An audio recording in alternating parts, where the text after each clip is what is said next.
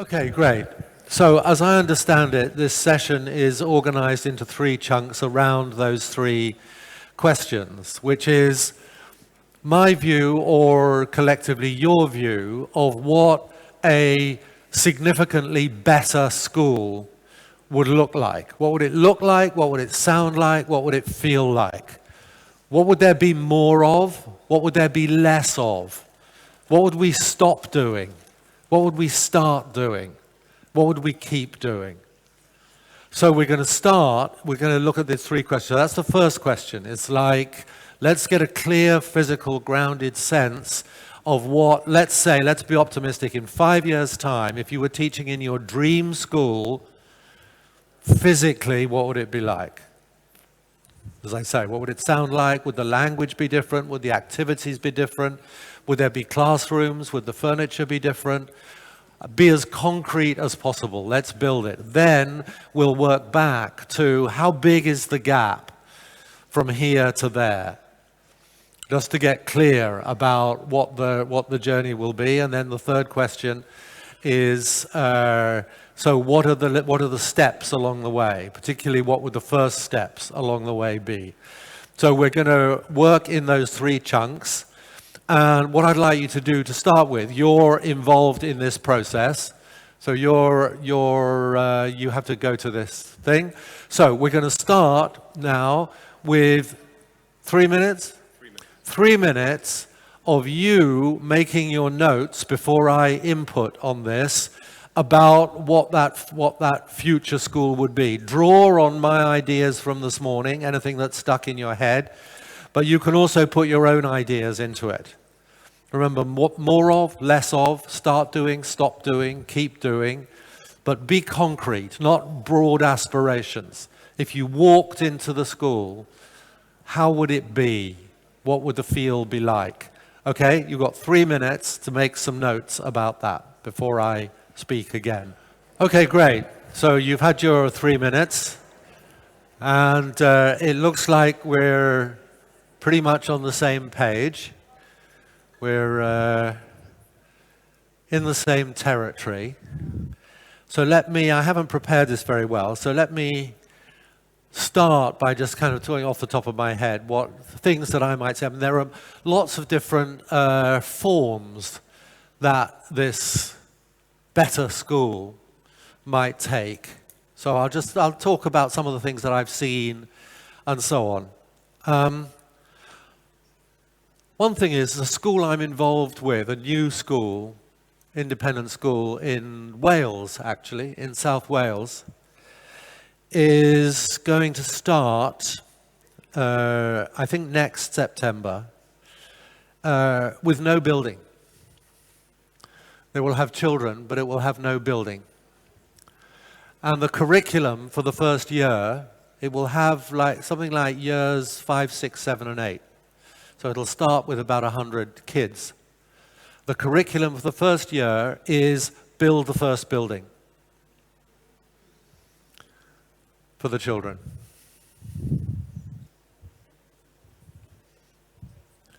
So one of the principles the principles behind my thinking is I have a number of sort of thought bubbles that I imagine coming out of people's heads. But one of my principles one of my commandments is, thou shalt not do for young people what they might be ready to do for themselves. Right? Not what they can already do, but what, mildly optimistically, you think they might be able to do, given the opportunity. In the way that Sugata Mitra, how many of you were at the session 5 years or so ago when Sugata Mitra was here? Right? Well, I hope he had a profound effect on you. Because his research, if you don't know, he's got a new book coming out called School in the Cloud.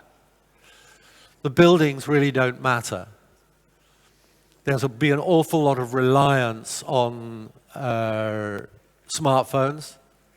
There will be no problem about negotiating the use of smartphones. You would negotiate that with the students. What are proper uses? What are acceptable uses? Instead of this sort of uneasy attempt to stop kids doing things that you don't want them to do, we would have discussions. We would set up the whole school would debate about what the rules should be about the use of smartphones. And an awful lot of learning would involve those. Sugata Mitra says, you may remember him saying this, it wasn't in this room, but it was in this city, whenever it was, 5 or 6 years ago. Groups of 4 children with one internet-enabled device can teach themselves almost anything. That is, he's good at radical ideas, Sugata, so he's close to my school for the future. So it doesn't matter about the buildings, because you can hook up anywhere. He runs schools all over the place, in rural Argentina, in rural India, what have you, providing you can get an internet connection, and you can hook into search engines, and preferably if you can hook into what he calls Skype grannies. That is to say, people who are not teachers, who do not have specialist knowledge, but are happy to engage with the students' questions in an interested and encouraging way. That's all they need to do. If they do more than that, they spoil the magic. Because then they start to sound like teachers, and then the children start to behave like students. In other words, they regress to a state of dependency. So you can build your own buildings, you can have glass walls, you can have your school built out of movable things. So the first week or so of every school year, the children are deciding where the walls will be. When you walk into a classroom or a workspace, it might look like all kinds of things, like glass walls or wipe clean walls that they can write all over. A lot of what they do will be driven by their own questions. And the nature of the questions, the nature of that project-based learning would change, this is my thinking, would change as they go up through the school, as they grow in age and grow in competence. So they would start with questions that are more small scale and more personally interesting. Then they might move to things that are community focused, things that matter to somebody or some organization in their community, which they're involved in. I was talking to some people over dinner last night about the 5 or 6 characteristics of learning, which means you have no problem with motivation. If you get these characteristics right, particularly with teenagers and adolescents, there are 3 R's and 3 C's, and I've forgotten one of the C's for the moment, but the 3 R's is it's got to be real. In other words, it's got to matter to somebody. Children have to be, what they do has to be respected by people. They have to have some responsibility for what they're doing. It has to be challenging, because otherwise it's not interesting. And they have to be able to collaborate. What's the 3rd C? What do you think? Creativity and imagination. Quite possibly, yeah, it involves creativity or imagination. So it would be a lot of that. There might still be exam system, but they'd smash the exams because they would be such powerful and independent learners that they could do their A-levels in a term or in a semester, do things like that. Teachers would talk differently, children would talk differently, children would talk a lot more than the teachers talk. Everybody in the school would be a teacher. All the children would be teachers. The children would be the teachers' teachers, teaching them about technology. There would be lesson observers. The children would be looking at what's going on at the learning and making recommendations. This happens in hundreds of schools that I'm involved with now. The teachers are not too proud to be coached by the children about how to become better teachers. A lot of these things would be radical right now, wouldn't they? A lot of teachers would go, ooh, don't know if I could do that. Instant anxiety. Sharing control, losing control with the children. There will be a real partnership between these things. Okay, so now let's have a look. Let's see. What have you come up with? Reduced classrooms. Reduced, does that mean the number of children in the classroom? There's research. John Hattie says class size doesn't matter. If you reduce class size from 30 to 20, you don't get any benefit. It's a very expensive way of wasting money. If it's a waste of time and money, if you carry on teaching the 15 or the 20 in the same way you taught the 30. Right? It makes a difference if you take that opportunity to do something differently, to create a different vibe, to create a different atmosphere in the classroom. Frequent staff meetings to discuss pedagogy, children's well-being, learning progress, etc. Yeah, absolutely. And why not whole school meetings? How much would we involve the students in having those discussions as well? The school in South Wales that's being put together by, I don't know, those of you who are from England might have come across a rather controversial singer. She was a young star singer, classical singer, called Charlotte Church. And now she's a social activist, and she's putting together this new school because she couldn't find a school she liked for her children. So she's inventing a new school, which is the school that the children are going to build for themselves to start with. So reduced classrooms, yes, maybe, bit of a question mark about that. Wouldn't have groups by ages? Yeah, I mean, that's just such a silly thing. There's absolutely no reason why we should batch children by ages. It's just a sort of conveyor belt idea that all 7-year-olds are in some important sense alike. They're not. You know, in any class of 7-year-olds, you have some who are 11 and some who are 5. Mentally, emotionally, educationally, don't you? So kids who would involve. Some of these are in Spanish, I'm afraid, so yeah, someone might have to translate these for me. No walls. I don't mind about the walls particularly. Cooperative projects, certainly. Time for students to make mistakes and find their own way out of them. Yeah, absolutely. Minimal rescuing by teachers. One small, I'm skipping ahead now, but one small step that a lot of my schools use is they will have this is ordinary schools in the state system. They will have a project week where all the year 4s are set a project. Like they have to create a cafe by Friday. And all the parents are going to come in on Friday and they have to have drinks and cakes and sandwiches to sell, and they have to budget it, and they have to do the whole thing, and they have a week to do it. And at the beginning of the week, they're given, some money might be provided for them, but they're each given £1 at the beginning of the week. And if they want any help from an adult during the course of that week, they have to pay for it. So if 2 kids have fallen out and they're having an argument and they come to the teacher and say, "Miss, she was mean to me." "No, I wasn't, and she started it." The teacher says, "Would you like me to sort this out for you?" "Yes, please, miss. It'll cost you 50 pence. You'll be surprised how quickly they sort things out for themselves. The speed with which they become independent and self-reliant is amazing. You can even do it with fake money. It works with monopoly money just as well as with real money. Very big playground, surrounded by nature. Yeah, lots of nature is good. Ideal for adventures. Bring the adventurousness back. And bring the intellectual adventurousness back. David Perkins, who is the guru, my guru in this area. Has he been to Argentina? Has he? Yeah? He worked a lot in Venezuela, I know, but I don't know if he's been to Argentina. He wrote a nice little paper about what he called the difference between tame topics and wild topics. Tame topics is what most of the conventional curriculum has, stuff that's been worked over to death. So there's nothing left to be discovered, there's just stuff to be learned. Right? There's no life in them, there's no jungle left. It's like the Amazonian jungle being burnt down by that idiot in Brazil and his friends. Right? The jungle's all gone, it's been razed, and in its place there's domesticated farming. We have the periodic table, and we have the certified received history of Argentina, and we have this, that, and the other.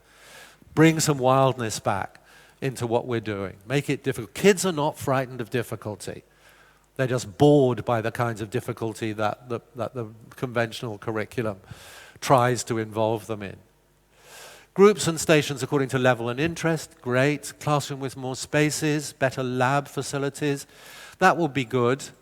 Lots of schools, I mean, if you have a bit of startup money, 3D printers are a fantastic thing to have in schools. There was a school in Singapore that I was in a little while ago where I watched the year 5s had commissioned the year 8s or year 9s to make them a variety of gadgets. And so the year 5s were the customers. They created the brief, and then the year 9s built prototypes and went back to the year 5s and said, no, that's not what we meant. Go and have another go, refine it, make it better.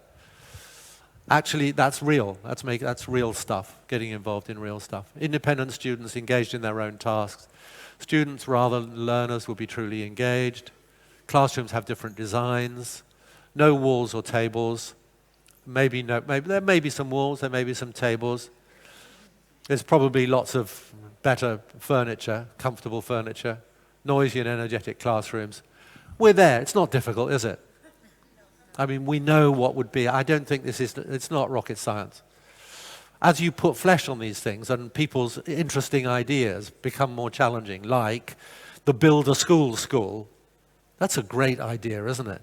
Just think how much they would learn about aesthetics, about history, about materials, about mathematics, about geometry, about working together, about negotiation, about compromise, if their job in the course of the year was to produce the first 2 rooms of the school. How are we doing for time? Yeah? Great. So, are we allowed to do questions? Sort of direct interaction? Has anybody got anything that they want to kind of throw in? Any dissident voices? Anybody who wants the school of the future to be much more Victorian? More beating? Bring back the cane? There's not much call for that. In some places there are. Anything you want to throw in? Or any good idea that you've seen or that you've thought of, that you've always wanted? I've always had this idea about getting the kids to build the facilities. They have to work with architects, of course. They don't just, do anything on their own. Yeah, please. Yeah. Say again?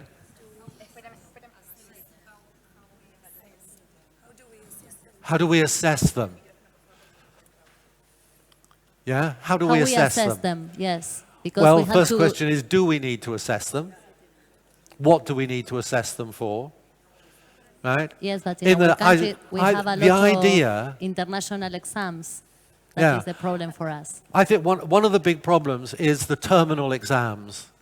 Exams at the end of school. I think we should, but this is my view, I think we should abolish those. And I think it should be the responsibility of colleges, universities, and employers to set tests on entry into their thing. It's very easy to find out whether someone can read and write, whether someone can critique a research paper. You can find that out in half an hour.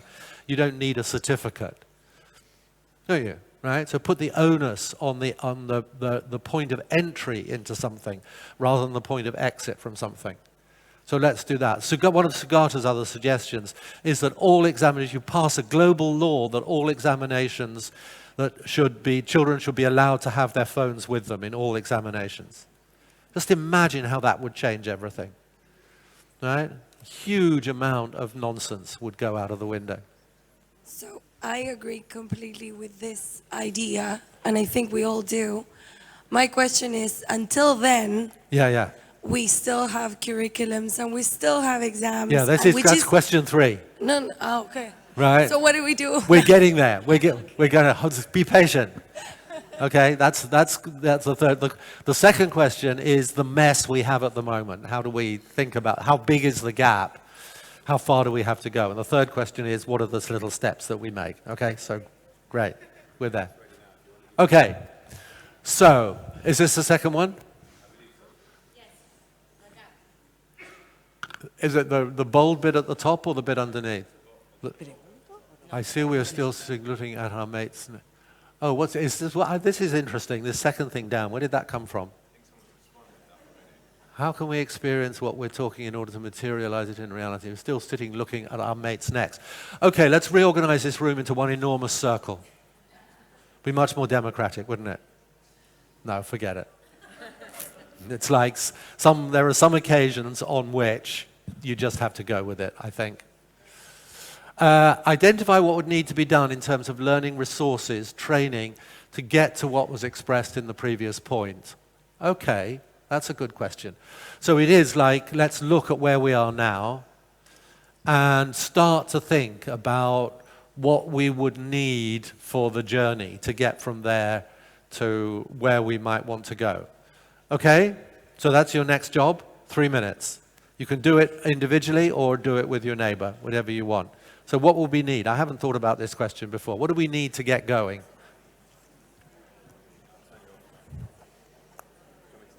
Yeah, turn me off. Thank you. Okay, great. Can you put the comments up on the screen like we had them before? You did it for the first question. Yes, but this is a different presentation of the program. I will ask just a minute. Okay, great. Okay, so what would need to be done? I mean, this seems like this is a more structural question. So we were just talking about immediately you run up against the problem of the legal constraints, the systemic constraints, the nature of the testing, which is fairly rigorous, fairly hard line, I gather, in Argentina. I don't know, to me it seems like a curious mismatch between the fact that kids have these high-stake tests every year, and then at the end of their schooling, it sort of doesn't matter what they got because they can go to university anyway. So what was all that about? Am I missing something here? Or is this just kind of, you know? So you have to make a strategic decision about whether you're sort of going to go for evolution or revolution. Revolution would be nice, but that's going to be difficult because we'll have to wait for that to happen because it requires to get to a tipping point in the public mind if that's going to happen. Because an awful lot of parents are not ready to understand why you're not helping their child so much, why their workbooks are a bit messier than they used to be. It's like parents have antiquated expectations. And politicians are scared to do anything that might upset the electorate. Right? So politicians are always going to be too little to do too little too late. They're always going to be, whatever their political color, they're going to be conservative in their approach. So that's a problem.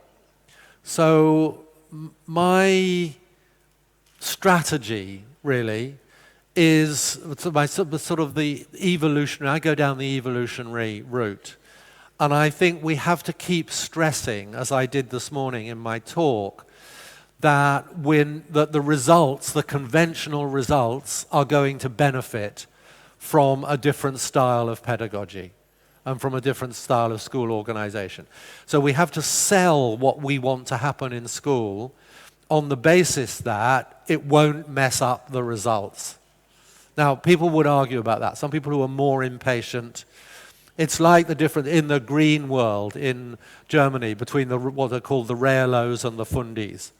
You know, are you prepared to compromise? Are you prepared to be evolutionary in your thinking about how we make progress?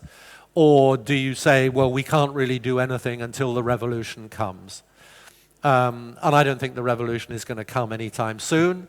And I'm 72, so I haven't got much longer left to live. So I would rather make the kind of small difference that I can now rather than be complaining about what's going on. And it's also, I think, better for your mental health to be focusing on the little subversive things you can do within classrooms and schools as they exist at the moment. rather than focusing on, yes, but, you know, we would love to, but the testing regime, but parental expectations, but this and the other. I'm always heartened by a little way of thinking that a man called Edward de Bono, I think, first came up with. Have you heard? Does that name mean anything to you? Have you heard of Edward de Bono? He invented something called lateral thinking, or he sort of branded creativity as lateral thinking. But he says this, it's like we have a choice about whether we're going to be what he calls rock thinkers or water thinkers. Now, you might be, imagine water being surrounded by a whole lot of rocks, right? If water was stupid, water would sit there in a puddle complaining about all the rocks that there were around it and saying, I wish these rocks weren't there. But water isn't stupid. Water is incredibly smart because water doesn't really care about rocks. The only thing that water is extremely passionate about is gaps. If there's a tiny little gap, water will find it and on it will go. It will continue to flow. So there are an awful lot of rocks that surround us which we would rather weren't there. The choice, and we can't do anything much about that. It's a slow process of doing something about those rocks. But what we can choose is whether we give our attention to the rocks and allow ourselves to feel trapped and frustrated and blocked by that process, or whether we go looking for the gaps.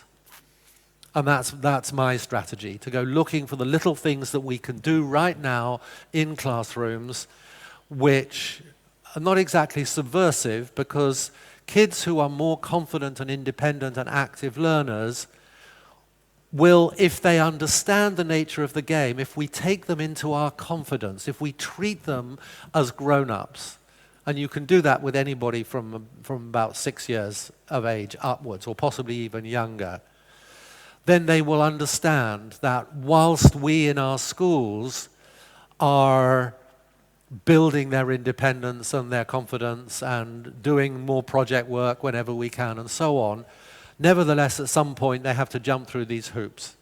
And if we can build their confidence, they'll smash the hoops more easily and more smoothly. There will be a minor irritation in their education rather than a big thing that they have to worry about. It's a bit like, I was talking last night, apparently, you've seen those things on YouTube of karate experts chopping through planks of wood, right? Apparently, part of the trick to do that, and it's years and years of practice and hardening your hand and your bones and your muscles, but the trick is that you don't aim at the top of the top plank, you aim at the bottom of the bottom plank. In other words, you can chop through the wood if you aim below the wood, if the wood is just in your way, rather than the thing that you're focusing on. Do you get the analogy? You get the metaphor? So it's better for us if we focus on the thing that we can, like that we really want to get to build that independence and confident and collaborative spirit in young people, and treat the examinations and the tests as a kind of irritant on the way, or an interesting, or a little side challenge that they have to do from time to time. I think if we did that, I don't think the results would go down. Because if kids are more enthused and more enlivened, they will make better progress. It's like give them a bigger engine and they'll go further and faster. Give them a wider tube for learning and they'll suck up whatever they need to suck up more efficiently and more reliably. It's like school is hard work because we make it hard work for a lot of kids, and we treat them as if they're not participants in the process, that they're just recipients of the process. So change those things and we might begin to change the attitude in schools. Out of time? How are we doing? Okay. Oh, here we go. Right. So we got a da-da-da-da-da. Where shall we start? So where shall we start is the third thing. Do we need to move on to the third question? If you want to pick a few of them for a few minutes. Okay. Okay. Maybe pick one. Okay, so train teachers differently. I think that's really crucial. One of my frustrations in my country, in England, is the reluctance of the teacher training institutions to think deeply and creatively about what education should be, particularly secondary teacher training. I don't know if it's the same in Argentina, but it's like they're very conservative, they're very attached to their knowledge base and disinclined to think more broadly and deeply. So that's a frustration. So most of my work, the places where I tend to be welcomed with my ideas are in schools amongst serving teachers rather than amongst teachers who are first entering the profession. So I think it's absolutely right that we should be training teachers differently, but at the moment, my experience is, other people might have different experience, that it's easier, it's more effective to work in schools or with groups, to do things like this conference. What should be done until our government imposes a curriculum? Well, I think I've talked a little bit about that. More time for planning. How can we tame parents? Parents is a big issue. One of the keys, I gave a masterclass seminar yesterday to some of the school principals who may well be here. Absolutely critical to my evolutionary program are the school principals. I would want there to be some kind of compulsory seminar or training or something for school principals to build school principals' courage and idealism so that they free us. They're not sort of worried about the results and the management, but that they are our leaders. They enable us, just as we are enabling the children. So our leaders enable us. And in my country, at least, there are dozens and dozens and dozens of school leaders who have that, willing to take a risk, who have an educational vision, who are able to articulate it clearly, who talk to the parents about it, who create an ethos of learning within the school. I was in a school the other day where everybody in the school is both a learner and a teacher. They're mostly women, some men now, but who work in the kitchens to prepare the lunch. Some of them now also work as teachers. There's like soft boundaries. Children become teachers. Children become coaches of teachers. So it's like people can move, can change roles. We're back to that question about not being age defined, but we're defined by interest and defined by expertise. Okay, so let's move on. So it's like, it's a big job, but, you know, someone said to me in that head teachers group yesterday, it's like, where do we start? It seems like such a big thing. To which the answer is that old question about how do you eat an elephant? What's the answer? One bite at a time. Okay? That's, you know, and it seems like an impossible task, but one bite at a time. So I want you for 2 or 3 minutes, just get a sense, the things that we've talked about, the things that are going around in your head, some of the illustrations that you've heard from me and some of the other speakers. I want you to identify in conversation 2 or 3 little things, I call them the tiny tweaks, that you're going to do on Monday with your kids that you hadn't planned to before today.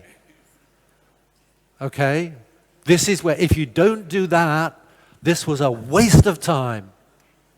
An expensive waste of time if you don't go into school on Monday and be a little bit different from the way you normally are. So identify 2 or 3 tiny tweaks and commit to your neighbor what you're going to try on Monday. Okay.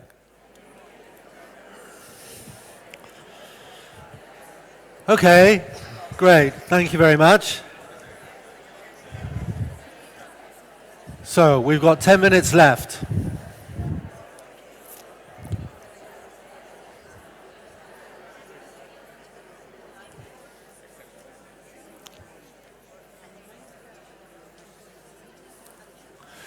Okay. So this is my strong challenge to you. On Monday, you have tomorrow to recover from today. On Monday begins the evolution. Yay! Right? Because it will be in classrooms like yours, in countries around the world, by teachers doing little things differently, that 21st century education will be made. The path is made by walking. And walking happens step by step. That's how it will change. And then you will change parental opinion.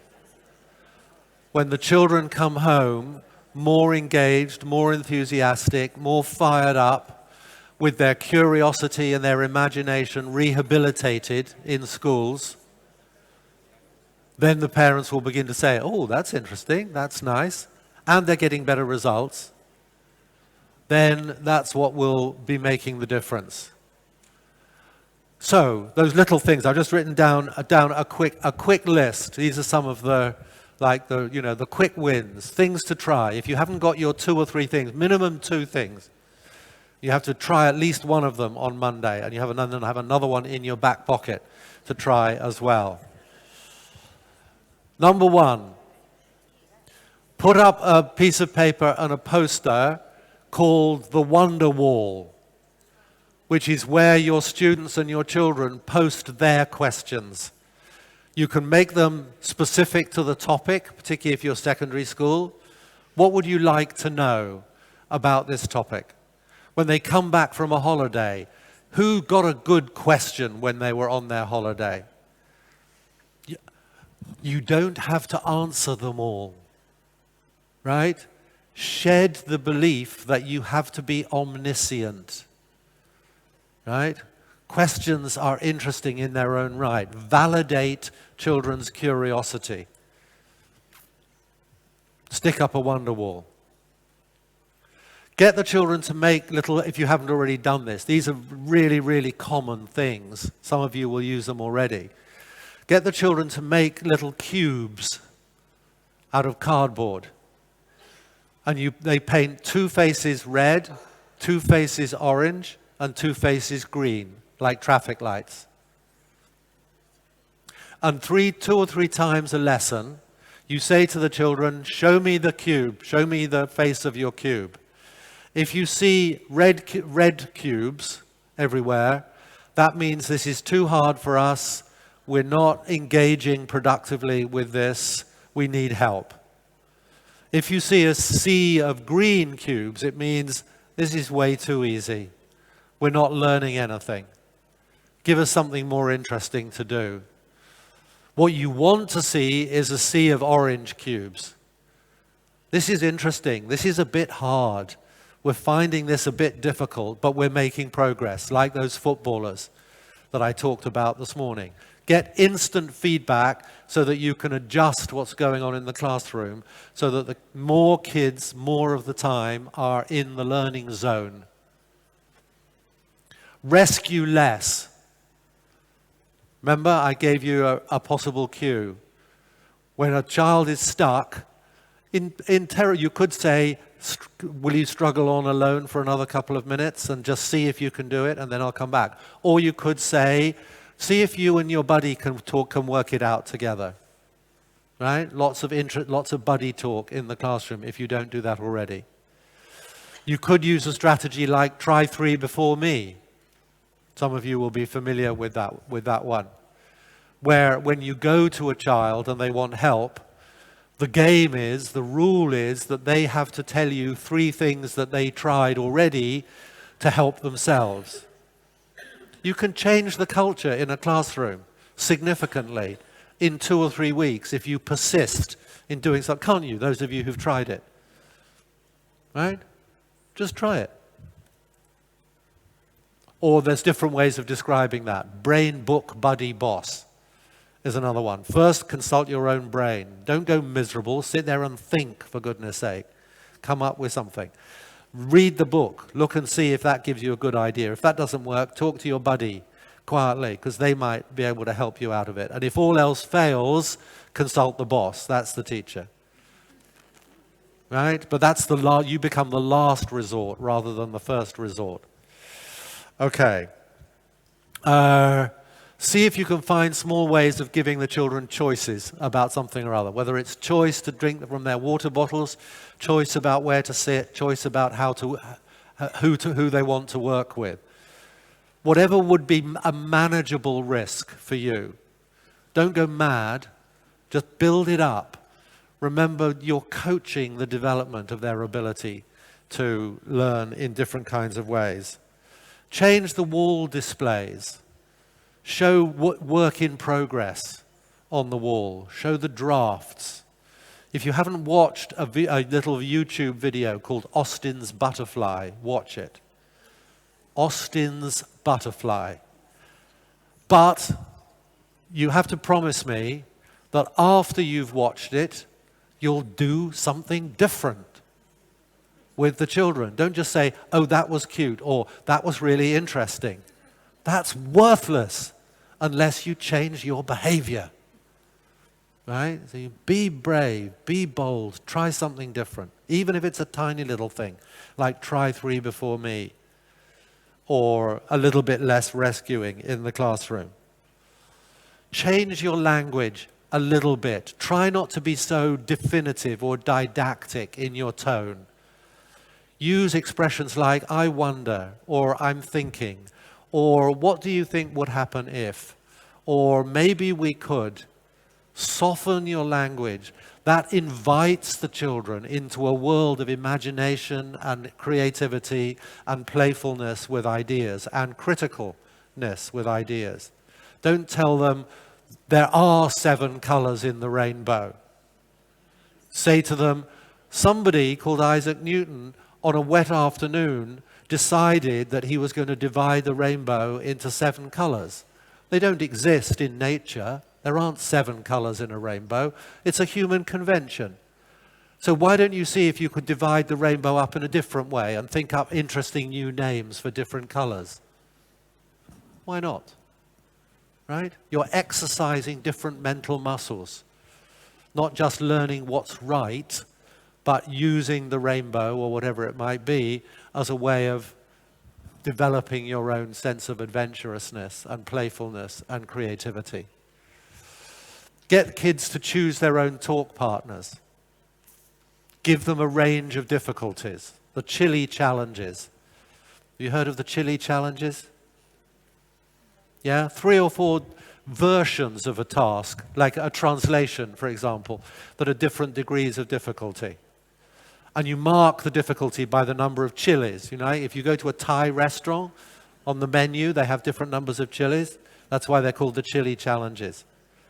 And let the children choose, preferably to work in pairs, on whether they're going to choose a 1 chili challenge or a 2 chili challenge or a 3 chili challenge. And constantly work to shift the atmosphere so they don't always choose the easy one. They see that their job is not to get it right quickly. Their job is to learn something interesting by grappling or by struggling with things. You have to start talking to the parents about the worthless page of ticks in their exercise book. If those ticks were not hard won, change their expectations. Okay, have you got something in your basket to try differently on Monday? That wasn't very convincing. Yes? Yes. Good. Okay. Fantastic. You're the shock troops of the evolution. Go forth and multiply. Thank you very much.